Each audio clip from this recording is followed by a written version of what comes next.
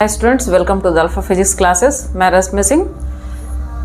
इस जो हमारा चैनल है द अल्फा फिजिक्स क्लासेस पे, इस पे मैं आपको साइंस पढ़ाती हूँ क्लास 6 से लेकर के क्लास 12 तक। आज जो मैं आपको टॉपिक पढ़ाने वाली हूँ वो है हमारा रेस्पिरेशन पार्ट। बस इस टॉपिक को पढ़ाने से पहले मैं आपको बोलना चाहती हूँ कि अगर आपको हमारा चैनल अगर अच्छा लग रहा हो तो हमारे चैनल को सब्सक्राइब कर लीजिएगा और अपने जितने भी दोस्तों हों उससे आप शेयर कर लीजिएगा।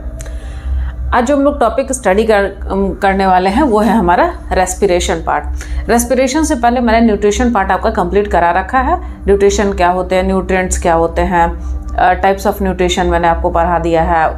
न्यूट्रिशन इन प्लांट्स मैंने आपको बता दिया, न्यूट्रिशन इन एनिमल्स मैंने आपको समझा दिया। और अब जो हमारा टॉपिक स्टार्ट होने वाला है वो है रेस्पिरेशन। ये भी बहुत इंपॉर्टेंट पार्ट है, बट क्योंकि यहाँ से हर साल क्वेश्चंस आते हैं तो 10th बोर्ड के लिए तो बहुत ही इंपॉर्टेंट है, तो यहाँ से ये पार्ट को आपको समझना है।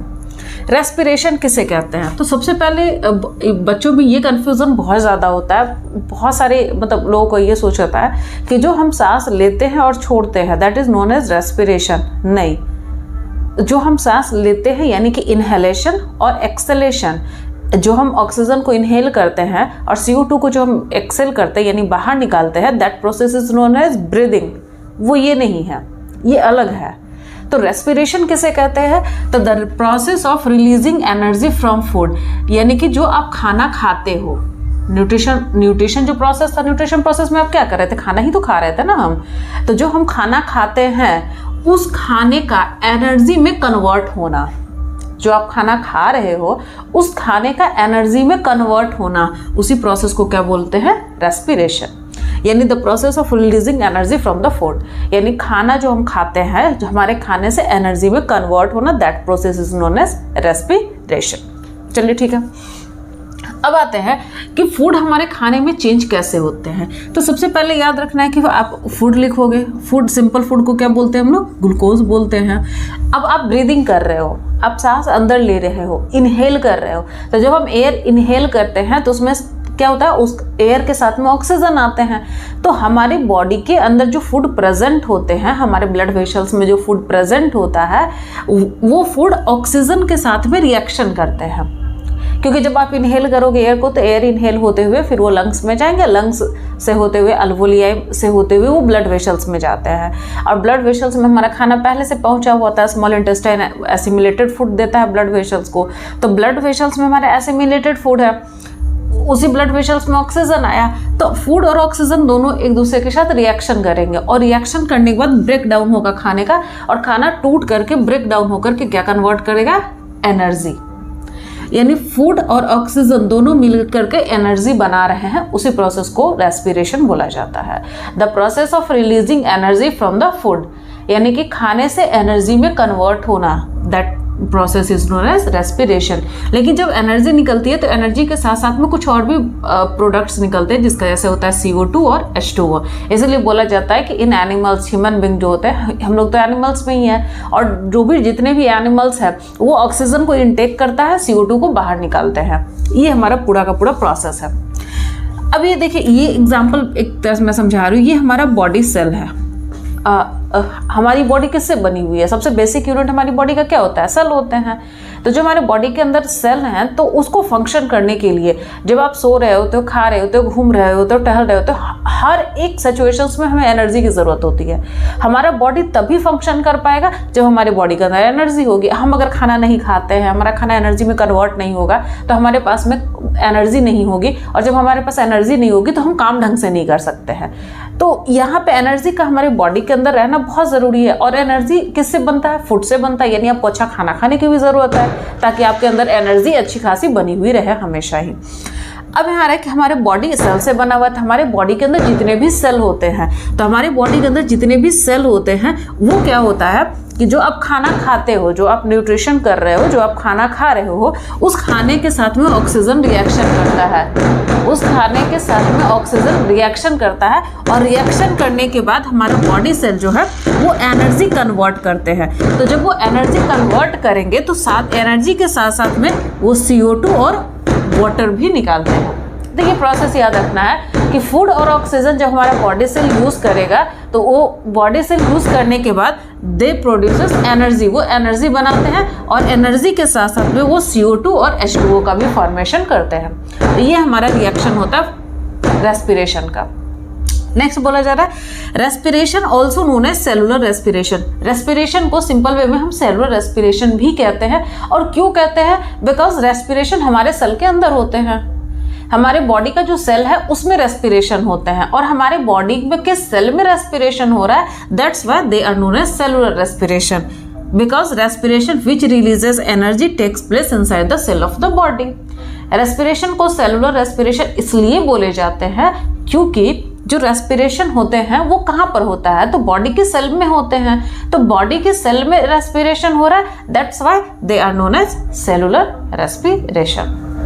अभी मैंने आपको समझाया व्हाट इज रेस्पिरेशन, यानी releasing of energy from the food. Food से जो एनर्जी रिलीज होते हैं उसको हम रेस्पिरेशन कहते हैं। रिएक्शन भी मैंने आपको बताया, food plus oxygen gives energy plus CO2 plus water. अब यहाँ पे देखिएगा रेस्पिरेशन बोला जा रहा है, why respiration is essential. Respiration क्यों ज़रूरी है? तो रेस्पिरेशन क्यों ज़रूरी है कि रेस्पिरेशन में होता क्या है? तो रेस्पिरेशन में एनर्जी रिलीज हो रहा है और यहाँ पे आपको लिखना होगा respiration is essential for life because it provides energy for carrying out all the life processes which are necessary to keep the organism alive. किसी भी लिविंग ऑर्गेनिज्म को जिंदा रहने के लिए, सर्वाइव करने के लिए उन्हें बहुत सारे बेसिक फंक्शंस करने होते हैं, जैसे न्यूट्रिशन है, रेस्पिरेशन है, ट्रांसपोर्टेशन है, एक्सक्रीशन है, कंट्रोल एंड कोऑर्डिनेशन है। तो ये जितने भी हमारे बेसिक लाइफ प्रोसेसेस होते हैं या फिर जो भी आप काम करते हो, आप सुबह में उठते हो, टहलते हो, घूमना, खाना पीना, इधर उधर काम करना, मेंटली फिजिकली जो भी आप काम कर रहे हो, उन सभी चीज़ों को करने के लिए हमें एनर्जी की ज़रूरत होती है। और एनर्जी हमें कहाँ से मिलता है? रेस्पिरेशन से मिलता है। तो रेस्पिरेशन इसलिए ज़रूरी है बिकॉज रेस्पिरेशन हमें एनर्जी प्रोवाइड करती है और इसी एनर्जी का यूज़ करके हम different types of life functions को हम करते हैं। That's why respiration is essential. तो ये पॉइंट आपको यहाँ से ध्यान रखना है। एक पॉइंट बोला जाता है respiration is opposite of photosynthesis, यानी कि रेस्पिरेशन और फोटोसिंथेसिस एक दूसरे का अपोजिट होते हैं। किस तरह से होते हैं वो आप देखिए। सबसे फर्स्ट में फोटोसिंथेसिस का रिएक्शन क्या होता है? आपने पढ़ा होगा photosynthesis means the process by which green plants makes their own food. तो ग्रीन प्लांट्स अब खाना किससे बनाते हैं? तो CO2 से बनाते हैं, वाटर से बनाते हैं और वहाँ पे क्या प्रेजेंट होने चाहिए? सनलाइट, और साथ में क्या प्रेजेंट होने चाहिए? क्लोरोफिल। तो ये सभी मिल करके क्या बनाएंगे? C6H12O6 जिसे हम ग्लूकोज बोलते हैं और साथ में oxygen. This is a reaction of photosynthesis. Just इसका अपोजिट पे जाते हैं हम रेस्पिरेशन। तो रेस्पिरेशन में आप क्या पढ़ते हो? C6H12O6 इट मीन्स जो हमारा खाना होता है वो ऑक्सीजन के साथ में रिएक्शन करते हैं और यहाँ से बनाते हैं वो एनर्जी और साथ में रिलीज करते हैं CO2 और H2। अब ये दोनों रिएक्शन को देखो, दोनों में फर्स्ट फोटोसिंथेसिस में ग्लूकोज का फॉर्मेशन हो रहा है, रेस्पिरेशन में ग्लूकोज टूट रहा है। तो दैट्स व्हाई रेस्पिरेशन को अपोजिट ऑफ फोटोसिंथेसिस बोला जाता है। तो ये क्वेश्चंस ऐसे भी बोर्ड में आए हुए हैं कि explain why photosynthesis is opposite of respiration. Photosynthesis और रेस्पिरेशन एक दूसरे का अपोजिट क्यों बोला जाता है, ऐसे क्वेश्चंस आए हुए हैं बोर्ड में। तो आपको वहाँ पे थियोरेटिकली भी बोलना होगा और इस तरह से आप वहाँ पे रिएक्शन लिख करके भी बता सकते हो, क्योंकि फोटोसिंथेसिस में क्या होते हैं? CO2 यानी कि कार्बन डाइऑक्साइड और वाटर दोनों रिएक्शन करते हैं। किसके प्रेजेंस में रिएक्शन करेगा? सनलाइट और क्लोरोफिल के प्रेजेंस में। और क्या बनाते हैं? Glucose. And what is their formula? C6H12O6 और साथ में क्या रिलीज करता है? Oxygen. Respiration just opposite of photosynthesis, उसमें क्या हो जाएंगे? ग्लूकोज का फार्मूला आप लिखो C6H12O6, साथ में क्या होता है? ऑक्सीजन, और दोनों मिल करके वहाँ पे फूड हमारा टूटता है, ब्रेक डाउन होंगे और ब्रेक डाउन होकर के क्या बनाएगा? एनर्जी, और साथ में क्या रिलीज करेगा? CO2 और H2O। तो ये रिएक्शन आपको याद रखना है। इसके बाद का जो हमारा सबसे इंपॉर्टेंट टॉपिक है, ये बहुत इंपॉर्टेंट टॉपिक है क्योंकि यहाँ से हमेशा क्वेश्चंस आते हैं कि what is the difference between breathing and respiration. बच्चों में भी बहुत कंफ्यूजन होता है बिकॉज बच्चे को लगता है कि ब्रीदिंग एक तरह का रेस्पिरेशन ही है या फिर रेस्पिरेशन जो है वो ब्रीदिंग ही है, मतलब इस कंफ्यूजन होते हैं। तो इस कंफ्यूजन को यहाँ पे आपको क्लियर हो जाएगा। बस 2-3 पॉइंट्स हैं जो आपको समझने हैं।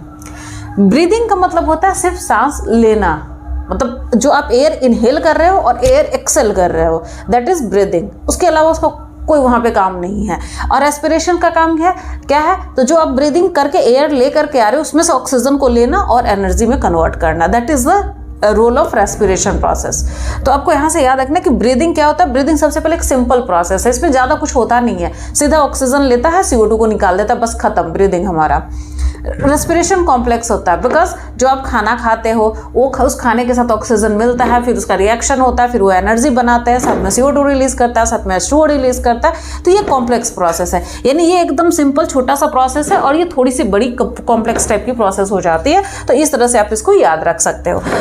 दूसरा, ब्रीदिंग होता क्या है? तो ब्रीदिंग में क्या होता है? इनटेक ऑफ ऑक्सीजन, यानी हम ऑक्सीजन को लेते हैं, एंड रिलीज ऑफ CO2। हम ऑक्सीजन को लेते हैं, CO2 को निकालते हैं। जब हम इनहेलेशन करते हैं, जब हम एयर को इनहेल करते हैं, तो जब आप एयर इनहेल करोगे तो एयर आपके बॉडी के अंदर आते हैं with the help of nose से होते हुए, ट्रैकिया से होते हुए, ब्रोंकियल से होते हुए वो हमारे लंग्स पार्ट पे जाते हैं। तो लंग्स पार्ट में एक सैक लाइक स्ट्रक्चर होते हैं, इस तरह से सैक लाइक स्ट्रक्चर होते हैं, जिसे यहाँ पे नाम दिया जाता है अल्वोलियाई। अल्वोलियाई क्या करता है कि ऑक्सीजन को ब्लड वेसल्स को दे देता है। अब ब्लड वेसल्स में प्रेजेंट ऑफ CO2 को ले लेता है, फिर उसी तरह जिस रास्ते से वो आता है उसी रास्ते से वो बाहर हमारा निकल जाता है। तो ब्रीदिंग क्या है? तो ब्रीदिंग सिंपल सा एक छोटा सा प्रोसेस है, ऑक्सीजन का लेना, CO2 को बाहर निकालना, that process is known as breathing. Respiration, releasing of energy. Respiration में खाना रिलीज होता है, मतलब एनर्जी रिलीज होती है। जो हमारा खाना आपने खाया उसके साथ ऑक्सीजन मिलेंगे, रिएक्शन होगा और देन एनर्जी रिलीज होगी, that process known as respiration. Breathing physical process है, उसमें कोई भी केमिकल प्रोसेस यानी कोई भी केमिकल रिएक्शंस वगैरह नहीं होते। तो ये एक फिजिकल प्रोसेस है, इसमें केमिकल प्रोसेस होते हैं और हमारे सेल के अंदर होते हैं, दैट्स वाई ये बायोकेमिकल प्रोसेस बोला गया है। ब्रीदिंग कहाँ पे होते हैं? लंग्स में। मतलब ब्रीदिंग में कौन सा ऐसा ऑर्गन हमारे बॉडी का है जो हेल्प करता है? तो लंग्स। और रेस्पिरेशन कहाँ होते हैं? तो माइटोकॉन्ड्रिया में, जिसे power house of the cell भी बोला जाता है। ये भी आप याद रखना, mitochondria is known as power house of cell, क्योंकि हमारी एनर्जी यहीं पे रहती है। तो ये आपको याद रखना है। ब्रीदिंग कहाँ पे हो रहा है? लंग्स में। रेस्पिरेशन में कौन सा सेल इन्वॉल्व है? Mitochondria. Mitochondria are also known as power house of cell. तो ये आपको मैंने एक बोल सकते हो कि रेस्पिरेशन का एक छोटा सा पार्ट मैंने आपको समझाया है, और इसके आगे मैं फिर आपको बताऊंगी। और अगर हमारा चैनल आपको अच्छा लगे तो आप सब्सक्राइब ज़रूर करें, शेयर ज़रूर करें, एंड अगर कोई क्वेश्चंस आपको इससे रिलेटेड हो तो आप मुझे कमेंट कर करके पूछ सकते हो। Thank you so much.